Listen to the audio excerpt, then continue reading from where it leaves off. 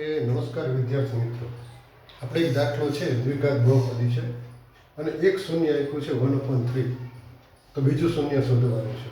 હવે આ દાખલો ચાર રીતે ગણી શકાય, બરાબર છે. એક શૂન્ય આપ્યું હોય તો આ દ્વિઘાત બહુપદીનું બીજું શૂન્ય કેવી રીતે મળે?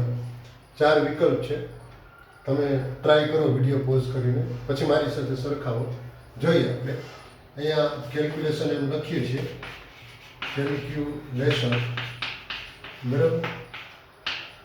હજી જો આપણે માની લો કે બે શૂન્યોનો સરવાળો એવું જાણીએ છીએ કે આલ્ફા વત્તા બીટા સૂત્ર છે -b/a.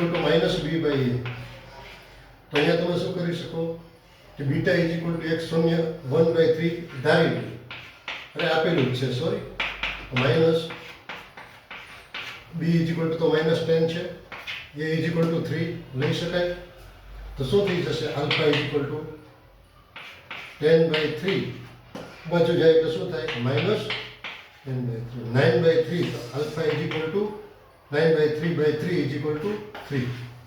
તો આન્સર મળ્યો 3. હવે માની લો કે તમે આ જ દાખલો આલ્ફા ગુણ્યા બીટા c/a આના પરથી લો. તો અહીંયા તમે માની લો કે 1/3 તરીકે બીટા લીધા છે, તો આલ્ફાના છેદમાં 3 થઈ જાય, ગુણાકાર આવતા એટલે.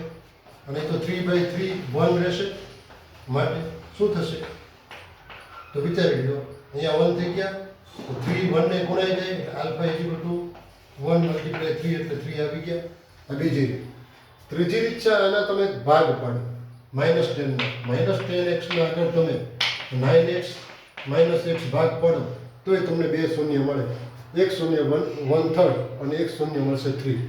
અને ચોથી રીત એ નિયમ છે, સૂત્ર છે કે અગર a = c છે દ્વિઘાત બહુપદીમાં, a = c, તો અહીંયા 3 3 છે બંને, a = c છે, તો તેના શૂન્ય પરસ્પર વ્યસ્ત મળે.